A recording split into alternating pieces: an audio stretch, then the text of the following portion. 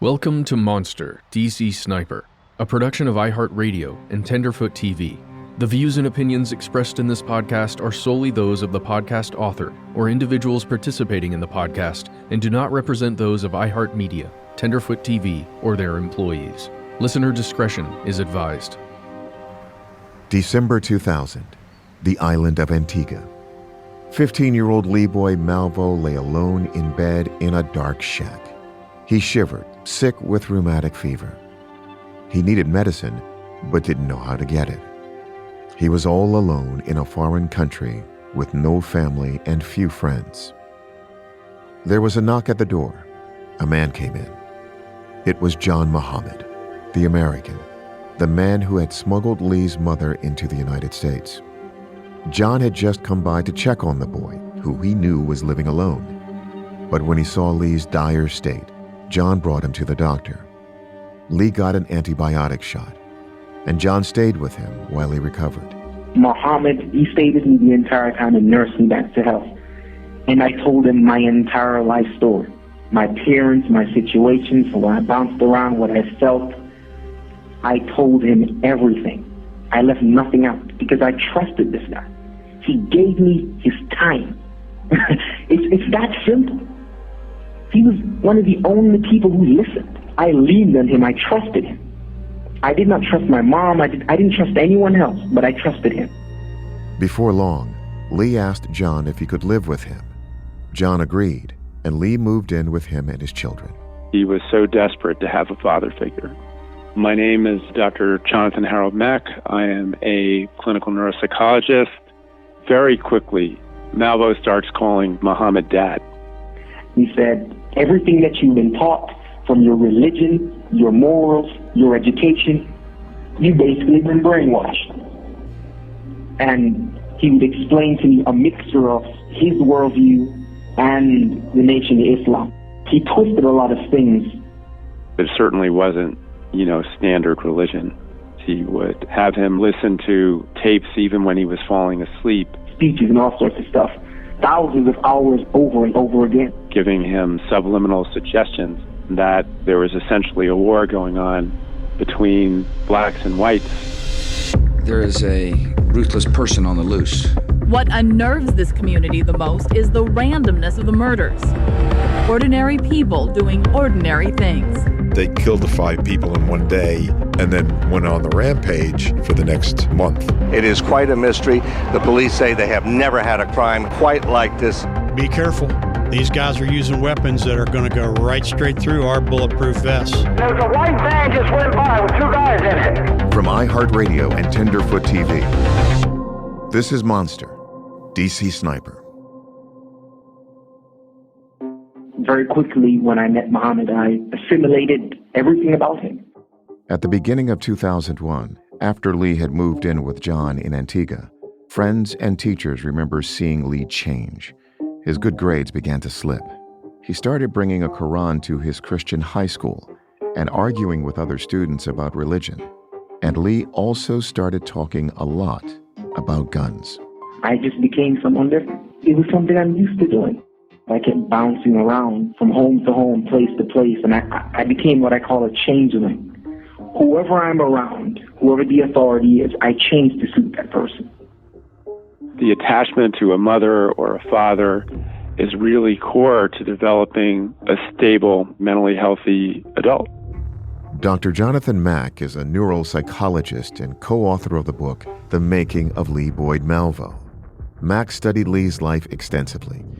He thinks Lee's readiness to trust John was due to an attachment disorder, a disorder in how kids connect with adults. I felt that Malvo met the criteria for disinhibited social engagement disorder. With disinhibited social engagement disorder, kids are so desperate for a caregiver that they are overly trusting of strangers. They will latch on to any authority figure they can, ignoring signs that the adult might not have their best interest at heart. If you look at Malvo's history, his father in the first years of his life was in his life, out of his life. His mother was also in and out and had a habit of shipping him off, and just as soon as he was developing an attachment to the new people, he was moved somewhere else. So the fact that Malvo had so many broken attachments from so many of the people that he lived with, he had this social disengagement disorder and was basically ready to attach on to anyone. I went to him because I felt alone in this world. I assimilated everything about him. From his mannerisms, his religion. I lost my accent. I just became someone different. Once he gained my trust, I was a lost cause.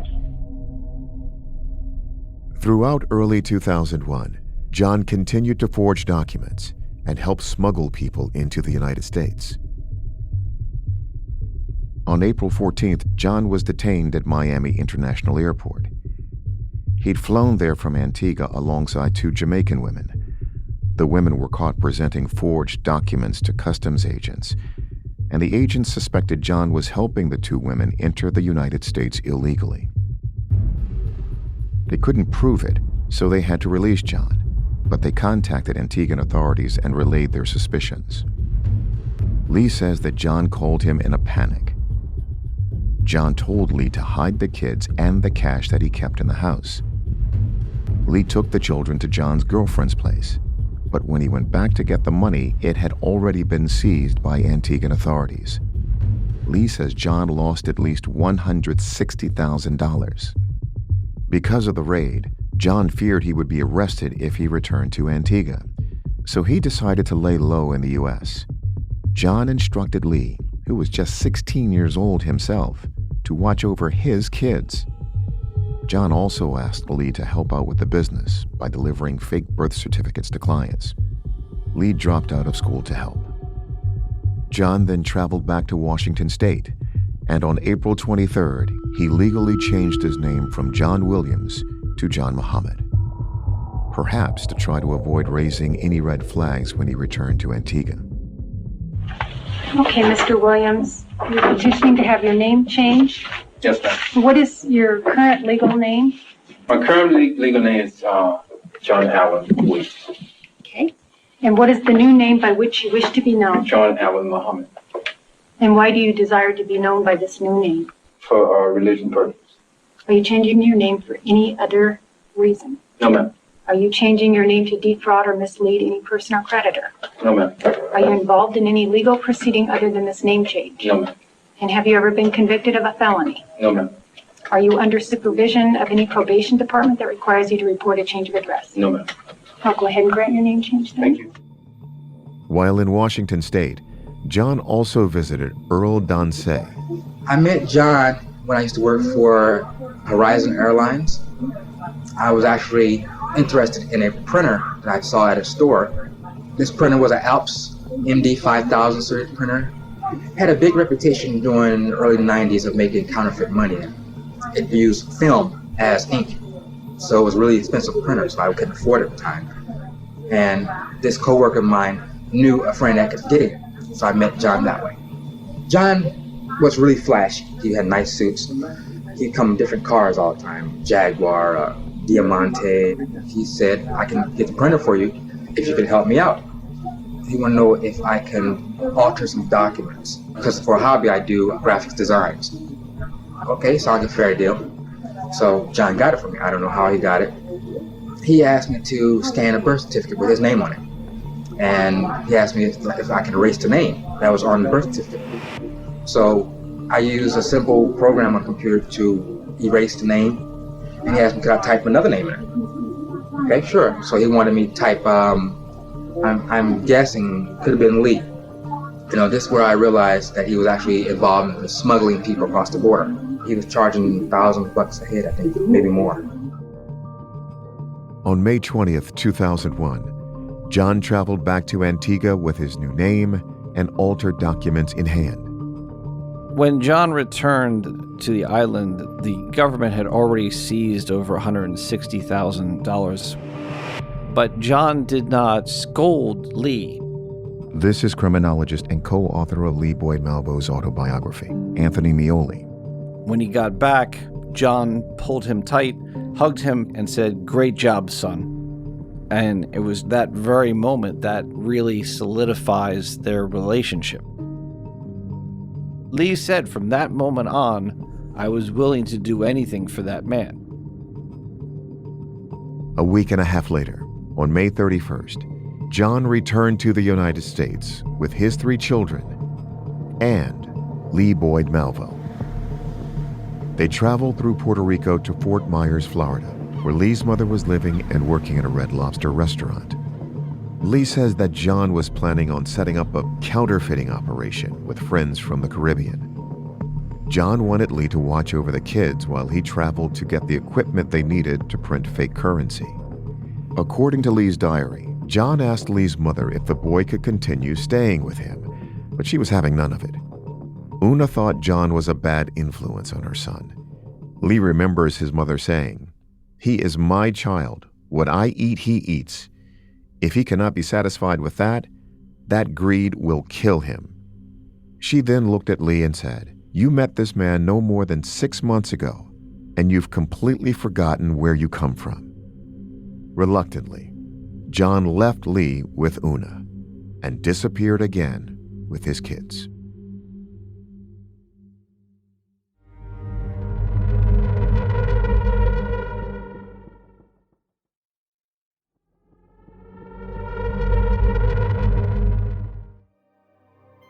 Back in Washington State, Mildred Muhammad was still searching for her children. It had been 15 months since she had seen or spoken to them. Following her hospitalization, Mildred had moved into a women's shelter where her friend and former accountant Isa Nichols volunteered. Mildred took a paralegal course to learn about what legal options she had to get her children back. She divorced John in his absence and legally gained full custody of the children. The problem was, no one knew where they were. So she also filed a writ of habeas corpus, which meant that anywhere they found my children, they needed to pick them up and bring them back to me. So I had all of my paperwork notarized. And my sister calls and says, "Mama's sick. Can you come to Maryland?"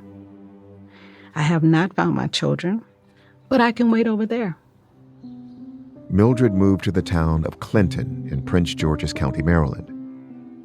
3 more months passed without any sign of the children. It was now August 2001, and the shelter where Mildred had been staying got a call. Her friend Isa Nichols was volunteering there when it happened. We get a call, and it is the Department of Social Health Services in Bellingham, Washington. They're calling following up an application for support that John had completed with his 3 kids. Well, what John didn't know, the 3 kids were already in the system. John Muhammad had returned to Washington State with his children and tried to register them for welfare. But authorities suspected him of committing welfare fraud, so they looked up the children's previously listed contact information and tried calling Mildred at the shelter. I get a call from the executive director of the shelter I was in. And she said, "Millie, I think we found your children. You need to fax all of your paperwork to Detective McCarthy." So I did that, followed up with a phone call. I said, "Did you get my paperwork?" He said, "Yes, ma'am, I did. But, Miss Muhammad, do you know where we are?" I said, "You're in Bellingham, Washington." He said, "Correct. But we're on the border of Canada. If he gets across the border with your children, there will be nothing we can do." I said, "I appreciate that information, but if you could just go get my children, I would appreciate that too." August the 31st, 4:35 p.m., he called and he said, "Miss Muhammad, we got your children." I screamed and my brother-in-law came downstairs. "What's going on?" I said, "They found my children. Can you please talk to him?" I'm running up and down the stairs, running outside and in. And he said, "Mildred, you want to talk to him?" I stopped. I hadn't heard their voices in 18 months. So the first person I talked to is Taliba. And she says, "Hi, Mommy." I said, "Hey, honey, how you doing?" She said, "I'm good. You want to talk to my sister?" I said, "Yes, let me talk to your sister." She said, "Hi, Mommy." I said, "Hey, honey." She said, "Guess what?" I said, "What, honey?" "I'm 9 years old and you missed 2 birthdays." I said, "Oh, I'm sorry. I'll make it up to you, I promise." She said, "Okay, Mommy, but John doesn't want to talk to you because he's angry." I said, "Okay, that's fine." So Detective McCarthy gets back on the phone and he said, "Miss Muhammad, we need for you to come back to Tacoma for an emergency custody hearing." Mildred flies out the next day, and she calls me up that next morning, and she says, "Will you go with me to the courthouse?" And I said, "Sure." I didn't think anything about it. 18 months have gone by. I want to see the kids. Isa went with me to court. And we're standing in the hallway, and I said, "Oh my God, there's John." Mildred looks at John. John stares at Mildred. Mildred starts running and screaming. She's just scared. She hasn't seen John in 18 months. The sheriff's department is in the courthouse, and they come out and they get her and they put us in a room somewhere until the court case. So we walk in the courtroom, and as soon as I get in the door, I see John on the back road to the right side, and I froze. And I just remember feeling that I was so scared, but he was just sitting there, just all nonchalant. And I used to say, "Mildred, just breathe." "Breathe? What do you mean just breathe? Do you know how fast this man can move?" She said, "Mildred, we just have to breathe." So we're calming her down. She's holding my hand. We're sitting by her attorney. They're going over the paperwork, and the judge hits the gavel. Good morning, please be seated. This is in re the marriage of Mildred Denise Williams, John Allen Williams. Counsel? Your Honor, Heather Smith on behalf of the petitioner, Mrs. Mildred Williams, she is present in the court. Let me swear both parties in before we begin. Sir, if you'd raise your right hand, ma'am.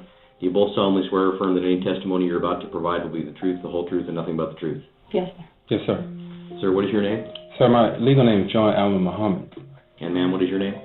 Mildred Muhammad, but they said that we needed to use the names that we were married under. That's why it's under Williams. Counsel, you have, I believe, a return on a writ of habeas corpus? I do have a writ. Commissioner Dickey issued it back in June of 2000. And this is the first contact with these children since that time? Yes, it is, Your Honor.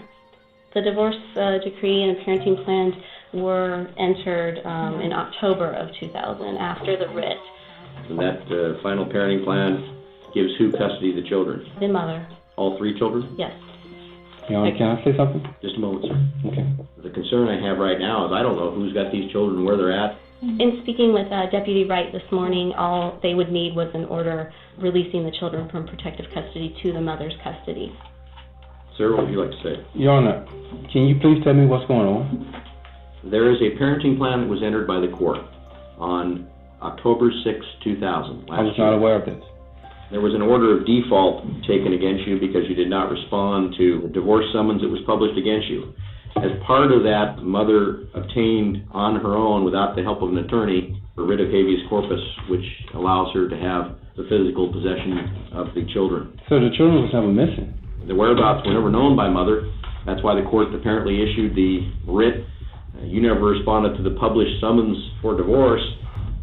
So are you telling me the reason why I don't have my children and won't be able to keep my children because I don't have the proper paperwork yet? No, I'm saying that you've been divorced. The court has entered orders that mother has sole residential placement, care, and custody of the children, and that you've got no visitation at present without further court order. So it's done. I'm not able to see my children. By virtue of the prior court order, not today's court order. So if you believe that the allegations are not valid, you should bring that to the court's attention. All right? If you do not have copies of the court orders, I suggest that, sir, you ask for copies of those documents so you can look at them and reflect on what you'd like to do next. Thank you. Thank you. John finds all of that information out in the courtroom that day, that he is divorced from Mildred and she has sole custody of the children. He was so angry. He flipped. It was that look that I will never forget. John leaves the courtroom. We come out, and we're standing against the wall. And all of a sudden, I feel a presence. And I turn, and it's John. I take off down the hallway. My shoes go everywhere. Mildred takes off sprinting down the corridor. I look up, and John passes by me, heading towards Mildred. He was just so focused. He just had this dead stare. He was so angry. I look back. John puts his hand on the courtroom door, looks at me, and says, "Gotcha." He turned around and he walked back the other direction. And I was just up against the wall, hoping he would see me. My attorney said, "Oh, hell no. We got to get out of here." I'm scared. I'm letting my daughter know, lock the doors, don't answer if anybody comes to the door, because I figured he would probably come there looking. So we take the stairs to go down to the police station, and we explain to them what happened, and can we please go out of their back door? They say no. We need to go out the front door just like everybody else.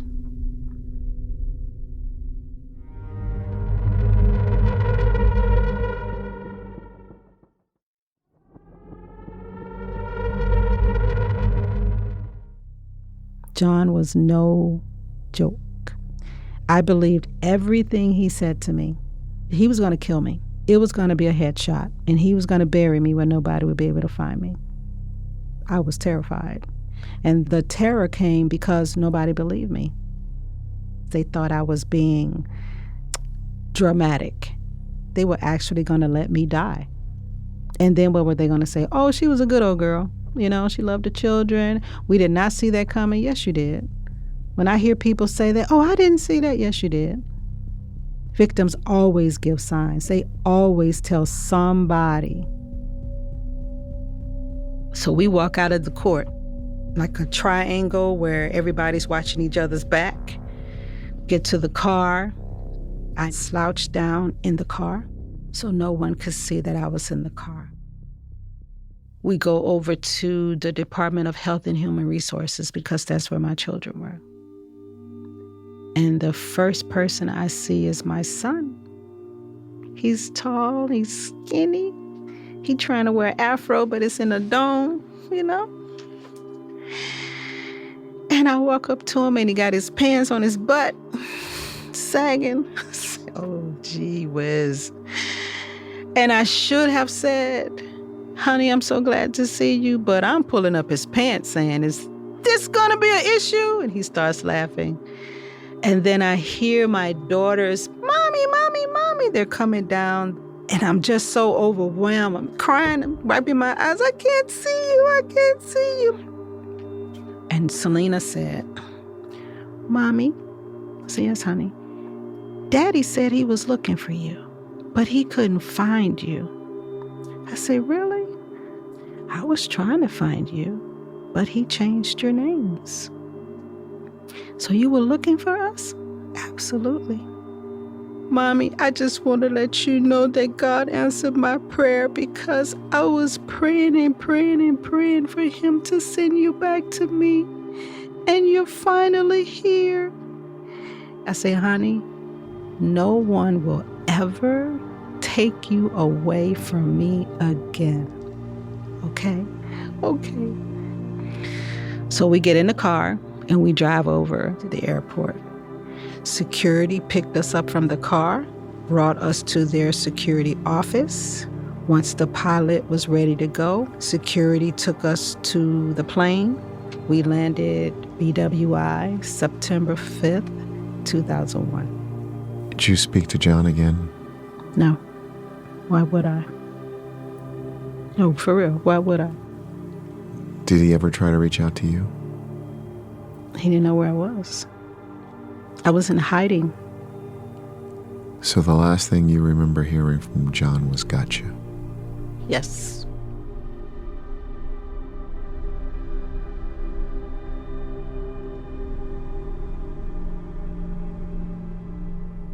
One story is that John is just a psychotic killer. I guess that's plausible. But the other story is that he melted down under the pressure of not being ever able to either see his kids or even get into court to talk about seeing his kids. This is Jay Mills, a divorce attorney who took on John's case. At the court hearing, the kids were turned over to Mildred. The judge did that on a temporary basis, told John Muhammad that he should come back and set up a hearing to discuss the kids further. And so it was after that hearing where he lost the kids that he came to see me. Mills didn't know much about John's background. He thought John was just going through a rough divorce. Mills actually felt sorry for John, so he took on the case pro bono. He was a pretty normal, routine sort of person, fairly focused. He wasn't very happy about how things had turned out in court, but he understood what had gone on. The judge wasn't permanently depriving him of contact with the kids.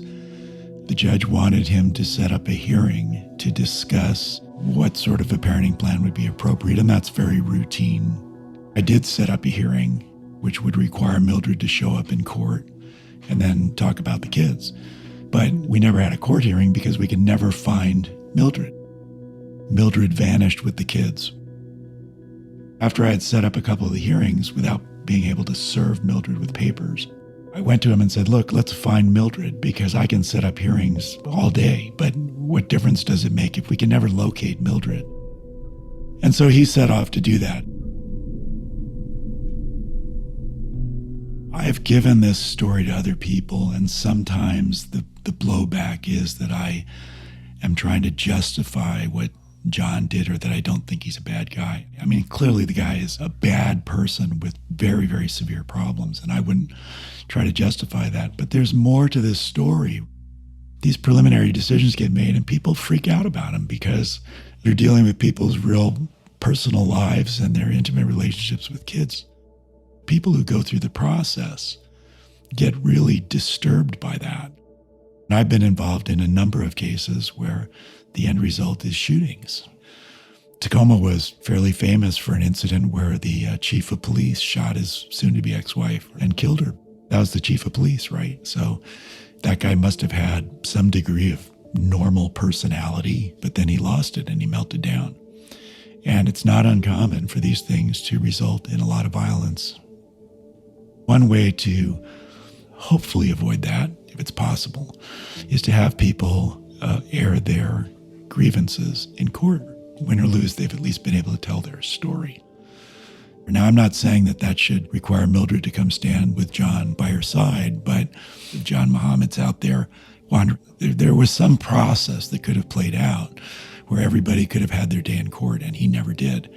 So I try to make clear that I think what he did was horrific, and I think it's just evil stuff. But the kind of background story to it that should be aired is that I think there were ways that the system failed to diffuse that kind of problem, and instead it just sort of threw gasoline on a fire. If we do not address the systemic failures that occurred in this case, I worry that there are other people like that wandering the streets. And people are going to die if this problem isn't addressed in a better way. Just a week after John lost the kids, tragedy struck. Apparently, a plane has just crashed into the World Trade Center here in New York City. It happened just a few moments ago. I had been meeting with John in my office when the World Trade Center was burning to the ground. He had no interest in any of the politics. He wanted to see his kids. John would later say that losing his kids was his own personal 9/11. It was surely a low point in his life. He'd lost his money in the raid in Antigua. He was living in a homeless shelter, and now he'd lost his children. John's friend, Robert Holmes, the same friend who reported John to the FBI, says John was devastated. Holmes told Vanity Fair in 2004, quote, "I think that after his kids got taken away, John had a nervous breakdown. I'm not a professor or a doctor, but John changed in a million subtle ways. He'd spend all day some days just crying. All he could think of was getting his kids back." Back in Fort Myers, Florida, Lee Boyd Malvo was also struggling. He was trying to adjust to yet another new living situation. Lee had enrolled as a junior at Cypress Lake High School. He was getting good grades in his classes, but he was struggling to navigate the American system. Lee wanted to go to college and one day become an airline pilot, but he didn't have the necessary documentation to sign up for the SATs. So he turned to John for help. Una thought that John had been a bad influence on her son and had forbidden Lee from talking to him. But on weeknights, while Una worked at Red Lobster, John would secretly call. I was unable to distinguish between Muhammad the father I had wanted and Muhammad the nervous wreck that was just falling to pieces. John told Lee he could get him into college, but John wanted something in return, and he needed Lee to join him in Washington. John wired Lee money for a Greyhound ticket. Lee says that sometime late in 2001, after his mother fell asleep, he packed up his clothes, a tennis racket, and a portable CD player. He snuck out of the house at 4:30 a.m. and got on a bus headed northwest.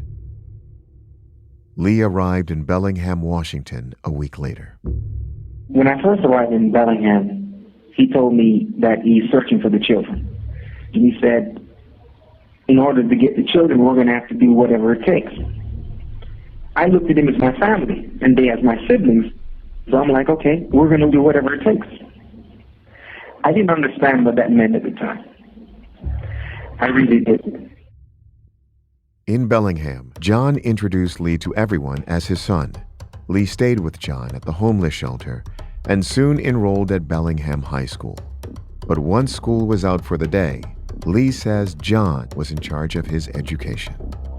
Day in, day out, he controlled what I read, what I did, what I ate, when I slept, in every single aspect, from diet, studies, my activities, every single aspect and facet of my life. And he didn't give me a time to rest. He understood exactly how to motivate me by giving approval or denying approval. And he's very subtle. It wasn't violent at all. It was, it's like what a pimp does to a woman. That's the best description I can offer. Sometimes they'd leave the homeless shelter in Bellingham and stay with John's friends in Tacoma. One friend they would often visit was Earl Dance, the friend you heard from earlier who photoshopped a birth certificate for John. John didn't dress up as much anymore. He wasn't flashy anymore. He had come around here with a white truck. One time he popped at my door and had Lee with him. I said, hey, Earl, this is my son, Lee. Oh, how you doing? Blah, blah, blah, etc. Tried to be a nice kid after a while. At Dance's, Lee says they would play video games and watch movies. They'd watch some movies over and over. One favorite was The Matrix. Another was Carlos Hathcock Marine's Sniper.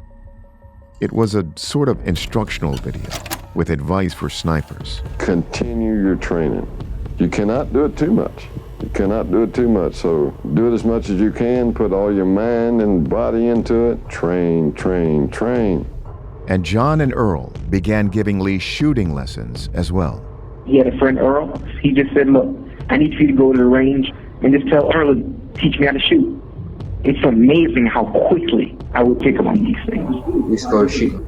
I couldn't go as often as he could because I had to work. He would say, I'm going to take your gun to the range. And I said, okay. I had a 6-hour 45. I had a Smith & Wesson 44 caliber. I had a AK-47. I had a Winchester 270. And I had a Remington 700 model 308 series and a 22 caliber pistol. Back in Florida, Lee's mom, Una James, had been searching for Lee since he'd left. Una paged through her caller ID and found a strange number. It was for a homeless shelter in Washington State, and she had a feeling that Lee might be staying there with John.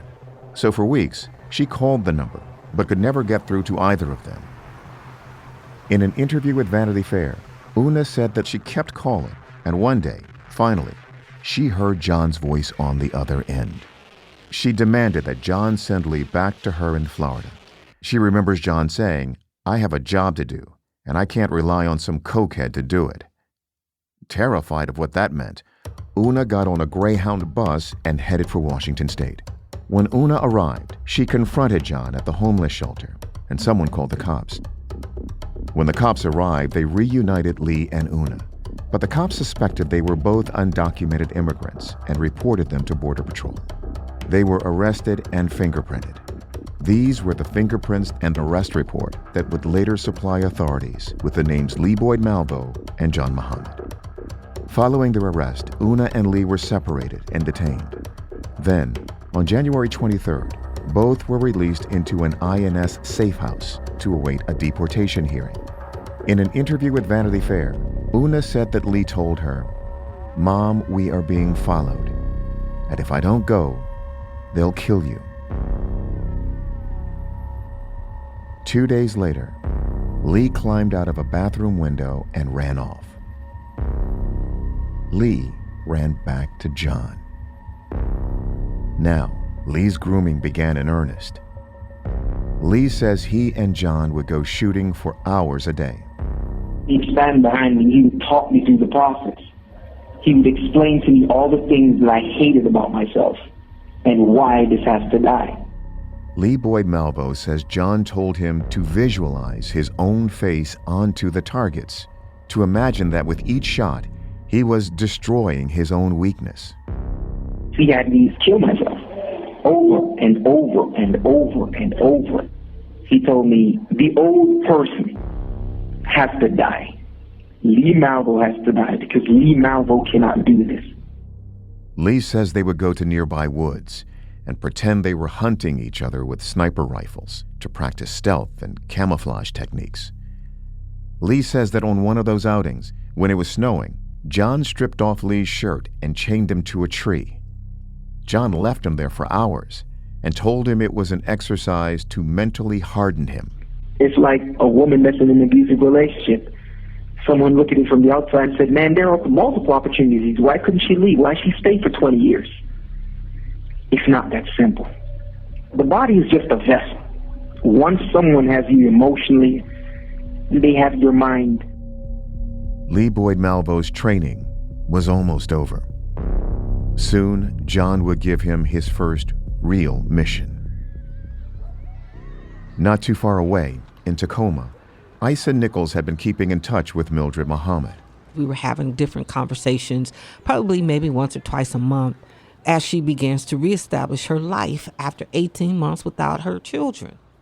Isa was glad all the drama with John seemed to be over and that the kids were back with their mom. My life was so intertwined with hers in terms of her children and keeping her alive and keeping her safe. Now I'm faced with where I left off in my life. Isa had her own struggles at home. Her niece, Kenya Cook, had just gotten out of an abusive relationship. Before they had fought, but they had a baby now. Now she's scared for the baby and she's decided to leave. And I said, yes, I'll take her home. She can come with me.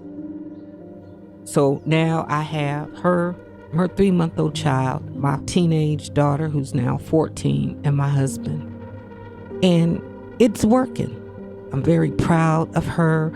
She's enrolling in school. She had gotten a job and got up to a supervisory position, and the baby's thriving, and Kenya's saving money. She was helping me around the house, and we would go shopping together and different things of that nature. And one day, February 16th, 2002, we had went grocery shopping, and I was gonna make some chicken tacos that I do pretty good. And we forgot the taco shells. And so I was going back to the store. I told Kenya to watch the food in the pot because I was boiling the chicken. And she said, okay, Auntie. And I left. And then my 14-year-old, who was at a sleepover, decided she didn't want to stay. So she called me and asked me to come pick her up. And I did. And then we went to the store. We were gone about an hour, maybe an hour and a half. And I pull in, and our driveway remote control wasn't working. So I sent my daughter into the house to open the garage door. And I'm waiting. Garage door doesn't open. And my daughter finally comes back to the car, and she's standing there, and it's starting to rain. And I said, hey, what are you doing? My daughter has the look of trauma on her face. I said, "Baby girl, what is it? What's wrong?" She said, "Mommy, Kenya's lying on the floor and the house is all smoky." So I go to the house, and just as she said, my niece was lying on the floor in the doorway, and the house was covered with smoke. The pot and its contents had disintegrated and melted. And so somehow, by the grace of God, I was able to get that stove turned off with all of that heat.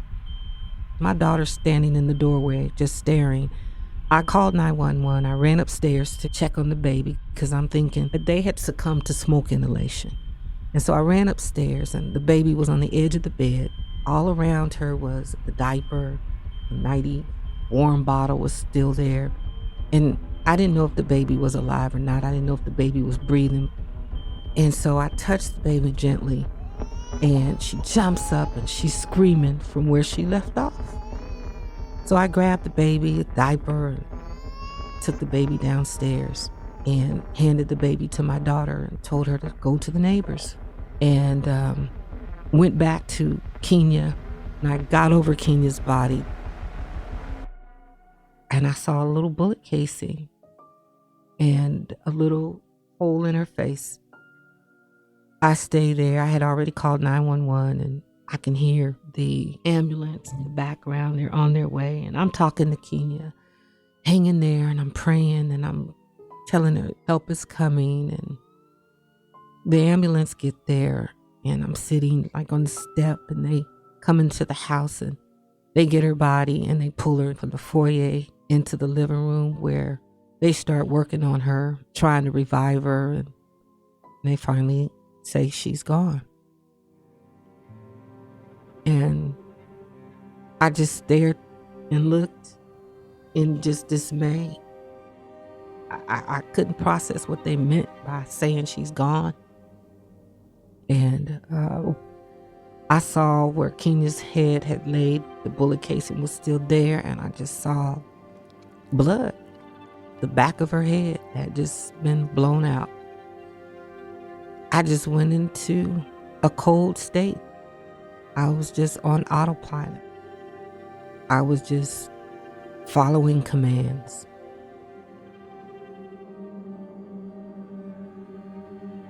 According to Lee's autobiography, that very same night, John Muhammad gave Lee his first test.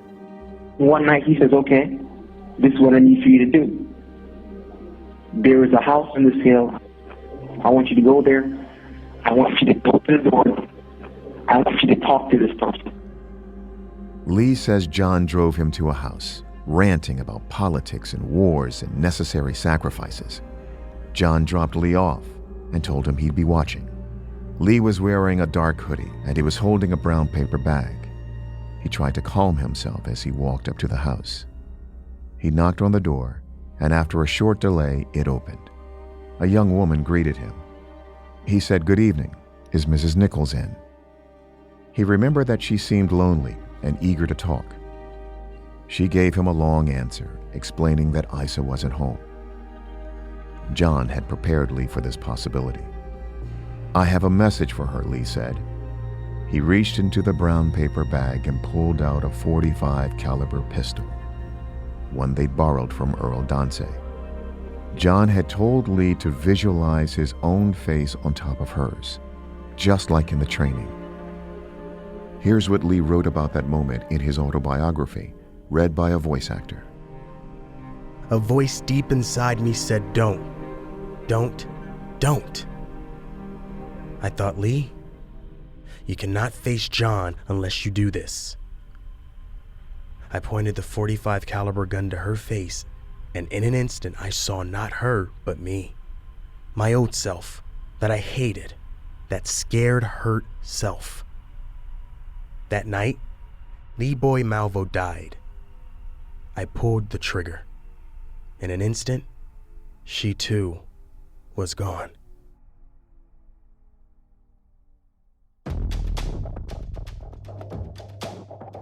Next time on Monster, DC Sniper. All of a sudden, there's these helicopters helicopters flying all over the Tacoma community. They are actually saying the DC sniper is linked to Tacoma. Again, a note is found. This time it's an angry note. You did not respond to the message. You departed from what we told you to say. Your incompetence has cost you another life. We need to find these guys, and we need to do it now. She's got sources telling her that they're getting close, that they have names, and that they have a vehicle that they're looking for. By about 9:30, 10 o'clock at night, we had it. We knew who we were looking for. We knew what they were in. We just didn't know where to find them. When do we release the information about the Caprice to the media? Police were there to see if John Muhammad showed up. While we were down there, we got a call on I-70 in northern Maryland. They believe that the snipers are there and they're waiting to move in. Monster, DC Sniper is a 15-episode podcast hosted by Tony Harris and produced by iHeartRadio and Tenderfoot TV. Matt Frederick and Alex Williams are executive producers on behalf of iHeartRadio, alongside producers Trevor Young, Ben Kiebrick, and Josh Thane.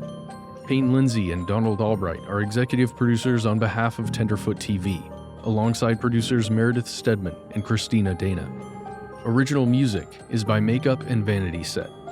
This episode included segments of a phone interview with Lee Boyd Malvo, conducted by journalist Josh White. This interview was from The Washington Post. Copyright 2012, The Washington Post. All rights reserved. Used under license. This episode also included a passage from Lee Boyd Malvo's autobiography, The Diary of the DC Sniper, reenacted by actor Alec Bay. This episode included a recorded interview of Earl Donsay, provided by the Tucson Police Department. Earl Donsay was contacted by our team for this podcast, but he did not respond for comment.